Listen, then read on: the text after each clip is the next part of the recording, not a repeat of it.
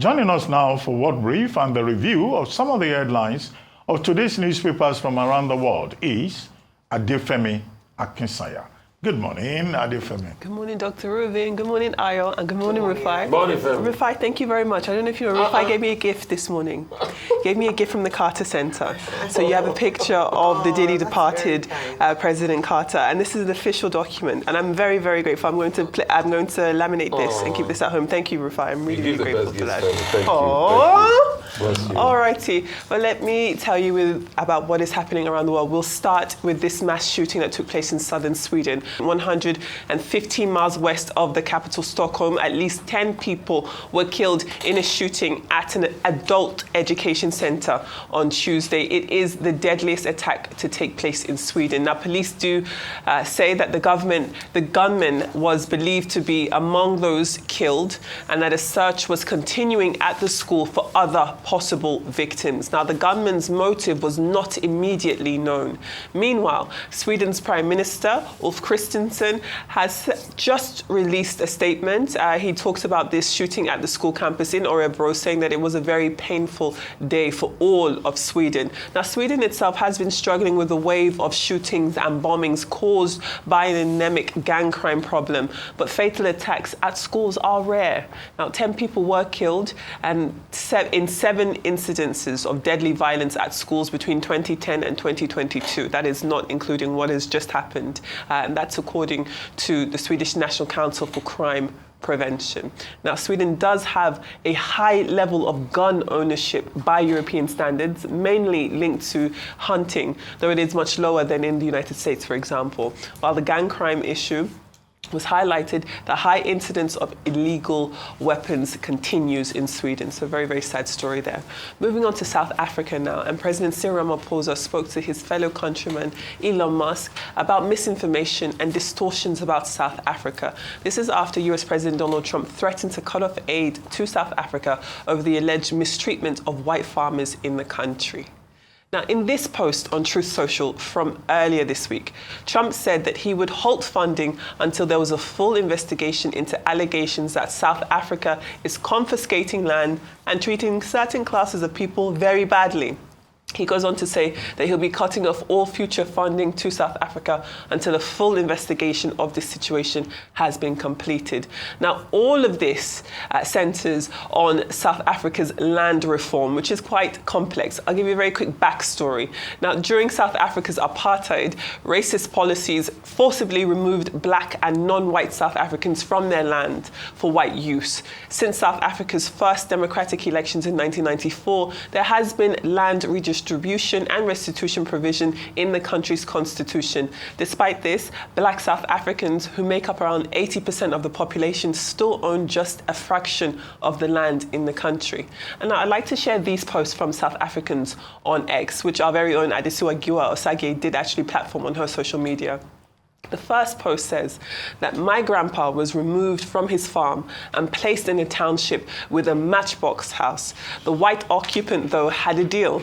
We could keep our livestock on his farm, but every week it was our goats that got lost, never his. My call for land is personal. No racist will delegitimize it. Another post says, at home, we have to ask the son of the white man who took our grandfather's home farm from him to visit our family graves. He only allows us 2 visits a year. Just to set the scene of what some black South Africans are going through when it comes to land issues in the country. Now, last month, Ramaphosa did sign a bill into law providing new guidelines for land expropriation, including the enabling of the government to expropriate land without compensation in certain cases. Now, that move has upset some sections of South African society, and Afrikaans lobby group called AfriForum has been pushing for this type of intervention from Trump, even during his first presidency.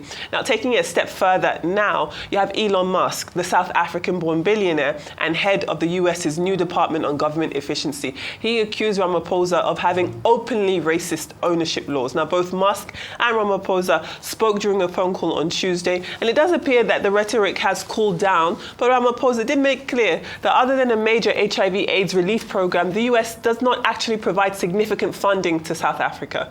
So just a little jab there. And then finally, what has been a shock announcement ending decades of US policy towards the Israeli-Palestinian conflict. And Donald Trump says the US will take over and own Gaza after resettling Palestinians elsewhere, pitching an extraordinary redevelopment plan that he claimed could turn the enclave of the Riviera, turn the enclave of Gaza into the Riviera of the Middle East. Let's take a listen. The U.S. will take over the Gaza Strip, and we will do a job with it, too. We'll own it and be responsible for dismantling all of the dangerous unexploded bombs and other weapons on the site, level the site and get rid of the destroyed buildings, level it out, create an economic development that will supply unlimited numbers of jobs and housing for the people of the area. Do a real job. Do something different. Just can't go back. If you go back, it's going to end up the same way it has for 100 years. Well, speaking alongside Israeli Prime Minister Benjamin Netanyahu at a news conference in the East Room of the White House, let's take another listen to what Trump had to say when a journalist in the room asked him this question. Would Palestinians have the right to return to Gaza if they left while the rebuilding was happening? It would be my hope that we could do something really nice, really good, where they wouldn't want to return. Why would they want to return? The place has been hell. It's been one of the meanest, toughest places on earth. And right now, I've seen every picture from every angle, better than if I were there. And nobody can live there. You can't live there. So if we can build them through massive amounts of money supplied by other people, very rich nations, and they're willing to supply it. If we can build something for them in one of the countries, and it could be Jordan, it could be Egypt, it could be other countries, and you could build 4 or 5 or 6 areas. It doesn't have to be one area, but you take certain areas and you build really good quality housing, like a beautiful town, like someplace where they can live and not die. Because Gaza is a guarantee that they're going to end up dying. The same thing's going to happen again. It's happened over and over again, and it's going to happen again as sure as you're standing there, Peter. So I hope that we could do something where they wouldn't want to go back. Who would want to go back? They've experienced nothing but death and destruction. Some would say the death and destruction the Gazan people have been facing is because of the man sitting right next to President Trump there. But Trump's proposals did draw swift condemnation from Palestinian activists who now believe US policy is the destruction of Palestinian society, according to them, and the scattering of its people to neighboring countries. Both Jordan and Egypt have, the first time this rhetoric started, said that they were not going to be participating in having refugees from Palestine coming over into their countries. But it was quite shocking. I think what US President Donald Trump says is actually quite preposterous, isn't it? I think it would be one thing if he took the opportunity, being that he has a good relationship with Benjamin Netanyahu, being that Netanyahu was right there to say, you have contributed to a lot of the devastation and destruction that we're seeing here, and you've been doing so with our support and with our weapons, and we don't want that to continue. So what can we do? Rather than saying, we're going to clear this area of the Palestinian people and then do what? Build it up for whom to enjoy? It's quite sad. What they're going to do is just land expropriation like we're talking about in South Africa. They're going to take that land and merge it and make it Israel. And Israel is going to be in full control. That's what they want to do because what they are racist. I'd said before, it's either Trump starts the Third World War or he sets the scene for it. He's already doing it. You're taking people off their ancestral land. From two-state solution now, we are going to take over the whole area. He didn't talk about West Bank like that because they've already taken over West Bank. The Israelis' occupation is there. But now they want to also take Gaza too. So they take everything for themselves. And this is the same Trump that is peddling what the right-wing Israeli people are saying, because that's their ideology, and that's what he wants to do. How did he start? He started by putting the capital in, the embassy in Jerusalem at that point. So you can see what he does. You can see the chaos it brings in the world.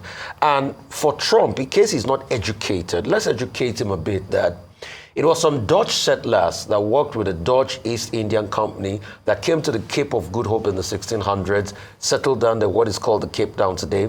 They started moving up mountain across the Witwatersrand in something called the Voethrek, and they started mining minerals. Guess what? The British too came there to equally mine minerals. There was a guy called Cecil Rhodes crazy guy. Got out of Oxford, came there, started mining minerals, took people's land, had the first Land Expropriation Act himself, called the Glenn Gray Act in 1894, when he was the Prime Minister of the Cape area, took more land from people. He didn't stop there. Guess what he did? He took land up to Matabele land. He took land up to present-day Zimbabwe today. Zimbabwe was formerly called Rhodesia. Correct, because of him. He made so much money. At a point, he was one of the richest men in the world. Him and the likes of Bani Batano, taking belongings of people in Africa. The Zozans people were killed. That wasn't enough for them. The British equally fought the Dutch, two illegal settlers. They fought over African land in the Boers War. The likes of Jan Smot, we know what they did. When apartheid started, we know what they did with the Bantustanization. Putting black people into little clusters like Soweto, Southwestern Township. Yes. They've been taking our lands, and he wants to own the land of the people and take them. And Elon Musk, I don't blame him, because his ancestry is British, now starts to propagate all this vendetta against. So people are not going to take their land back in the first place. Exactly. The original owners, can they go to Britain and do that when Elon Musk is from? All right, let me move over to Europe with this killing in Sweden. Very sad one. It happened 12:30 p.m. local time. Yes. And it happened in a special school for school leavers who were not able to finish primary or secondary school. Correct, so yes. over 20-year-olds and above. That's the age demography of that school. So it's not the regular school shooting we see, where we see very young children being killed. Yes. However, people were killed up to 10, 11. Now, the Prime Minister has described it as the most devastating school shooting in the history, or at least in recent times, of Sweden. And very well so, because whilst we have got gang violence, gun violence in Sweden, it's not very common to see school shootings like this. And the reason why this then becomes an issue to be nipped in the bud is to avoid the American situation where we see a lot of school shootings, in the country. Some things to consider, and that's why, even though it's still under early investigations are still going on, the identity of the shooter or the motive behind the shooting hasn't been established until full investigation has been completed. But a few things to highlight is that Sweden in itself as a nation is not, when you look at access to guns, unlike America, there's a process to it. Number one, you have to obtain a license from the police, and then number two, there has to be a reason why you want the gun. So either for shooting because you shoot, or because you belong to a shooting club. However, there's a proliferation of illegal guns in Sweden, and this is what they've been fighting as a result of the rise in gang crimes. In fact, in recent times, in a lot of articles, a lot of highlight has been put, or a spotlight, on the high crime rates, gang rates in Sweden. And this has been attributed to low-income areas, unfortunately areas where there's high immigration as well. So that brings up the immigration question, our conversation, and how Sweden looks to tackle. Of course, the people who perpetuate this the most are young, male, Swedish people. So one of the things I think this highlights is the fact that schools are increasingly getting unsafe. Yes. We have the Safe School Initiative in Africa. Maybe it's time to begin a Safe School Initiative in the West, in America and parts of Europe. And then number two, an easy target. Number three, they're saying it's not a terror attack, but it would be great to see if there's any cover-up or to understand what the motive for this person is, for the person who's perpetrated. But it's really sad. 11 people so far. They say more numbers might emerge from these unfortunate killings in Sweden. Yes. But it spotlights gang violence, gun crime in Sweden, despite the fact that it's not very easy to carry firearms in the country. Absolutely. Thank you, Ayo. Okay, South Africa. Now, there is what was called the Native Lands Act during the apartheid regime. Under the Native Lands Act, the Native Lands Act of South Africa ensured that about 80% of the land was owned by the white minority, constituting about 7.3% of the entire population of South Africa. The black majority under that act were taken to homelands and townships, or under the Bantustan system. Now, when apartheid ended in 1994, land became a major issue. How do we get land to the majority of the people so that they do not become or remain refugees and tenants in their own land? Now, the government over the years adopted what was called a willing buyer, willing seller system, whereby, if the white wanted to sell, then, the blacks who could afford would buy. But most of them in these townships and homelands, if you go to those places, they're very horrible. Just immediately after Johannesburg or any of the major cities, that's what you see. So land expropriation became a major issue. What has now happened was that last month, the government of South Africa, under Ramaphosa, has now signed an appropriation act to say, land redistribution under the principles of fairness, equality, and justice in a constitutional democracy. That's what Trump is opposing, saying horrible and terrible things going on in South Africa. We will freeze all aid to South Africa. But as you pointed out, it's only PEPFAR that gives aid to South Africa. It's not as if it's important. The Department of International Relations and Cooperation had responded. But now President Ramaphosa has adopted the strategy of diplomacy to now phone Elon Musk, who was born in South Africa, to say, no, that is not true. What we're doing is within constitutional principles. However, there's an irony here. There's a contradiction here. The same Donald Trump that is talking about land expropriation in South Africa is behaving like the real estate developer that he used to be, saying that he wants to grab land in Gaza. Now, in Gaza, he says he will grab the land, turn it into a Riviera, and that common sense dictates this because it's a demolition site, and it will create a beautiful nirvana that even the Palestinians can live in. Now, but even then, it's a land grabbing method. It's an ethnic cleansing method. The same man that is talking about the rights for land in South Africa is contradicting himself with regard to Gaza. It is either President Trump does not know history, or is totally ignorant, or is being mischievous and misrepresenting history. Now, the question that he needs to find is in history. In 1948, there was what the Palestinians described as the Nakba, the catastrophe, when the major Palestine was taken away from them. The major Palestine haven't been taken away from them. Over the years, from 2000, Camp David Accord up to now, there were states who have been talking about the two-state solution. Now, this is a direct attack on the two-state solution. It may gladden the heart of Netanyahu, who kept smiling throughout, because he has issues with extremists, hardliners in Israel, who do not think that a two-state solution is possible, and they do not want, Palestine. However, where would these people of Gaza go? Because they have emotional affinity. So it's horror to the people living in Gaza, in that strip. It may delight the extremists in Gaza. But this may just be an act of the deal on the part of Trump. He wants to take Panama. He wants to take Gulf of Mexico. All of it. He wants to take Greenland. Now he wants to take Gaza. Goodness gracious. It doesn't look good for international relations. All righty. All right. Well, let's move on to newspapers very quickly. No, we're running out of time. Let's take a look at the front page of This Day this morning. This Day leads with the Federal Executive Council, the FEC, approving the issuance of 758 billion naira bond to offset outstanding pension liabilities for all categories of federal pensioners. The approval, granted during day 2 of the FEC meeting at the State House in Abuja, will allow the Debt Management Office to raise funds needed to settle pension arrears under the defined benefit scheme. The New Telegraph this morning, its lead headline looks at the Independent National Electoral Commission, who's urging civil society organizations to focus on delegate buying by aspirants during primary elections, as they usually do for vote buying at the main polls conducted by the commission. INEC Chairman Mahmoud Yakubu, who threw this charge at the first regular consultative meeting with CSOs in Abuja yesterday, said that some delegates openly boasted of how much money they made from aspirants during party primaries.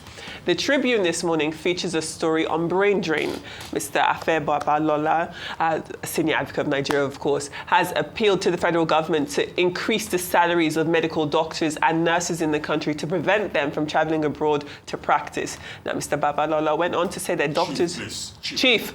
My apologies, we do not want to offend anybody. I don't want to be the next Dele Faro to me, please. Goodness gracious. So Chief Babalola went on to say that doctors in Nigeria are paid much less than what cleaners in hospitals abroad earn.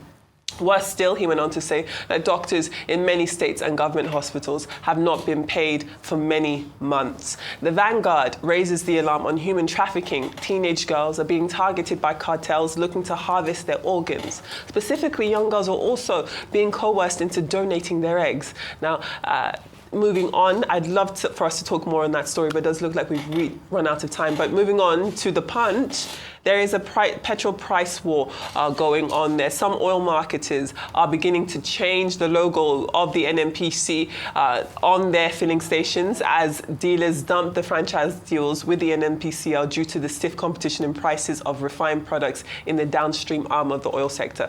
This is happening, of course, after the Dangote refinery slashed prices from 950 naira per litre to 890 per litre. The Guardian features a donation by the First Lady Senator Oluremi Tinubu of 100 million naira to the victims of that tanker explosion in Niger State. And very quickly, we'll move on to the United Kingdom. The front page of the Metro has a panel of 14 experts who say that there were no murders. This is in reference to Lucy Letby, who has often been referred to as a child killer after she received 15 whole life sentences for murdering 7 babies and attempting to murder 7 others between 2015 and 2016. One of the experts on that panel, Dr. Shu Lee, says that in all cases, death or injury were due to natural causes or just bad medical care. Letby has already lost 2 bids to appeal her conviction, but the panel's findings are likely to form part of an application which has been made by her lawyers to the Criminal Cases Review Commission for her case to be investigated as a potential miscarriage of justice. And finally, The Guardian leads with the Labour MPs telling Keir Starmer to get tougher on immigration as a way to cut off the spread of Reform UK's popularity. Those are your papers from around the world. Well, thank you so much, Adefemi. I wish we could dissect some of those stories. There's a lot to talk about. Yes. INEC saying that CSOs should focus on it. We want to focus on INEC themselves exactly. to give us credible elections, and of course the story around the health doctors, yes, mass migration or brain drain as a result of low salaries. Absolutely. And on the other side, Minister of Health and Social Welfare saying that people are coming into Nigeria for health tourism. That's how good or improved our health system is. But thank you so much for bringing us the newspaper reviews this morning, and of course we'll be.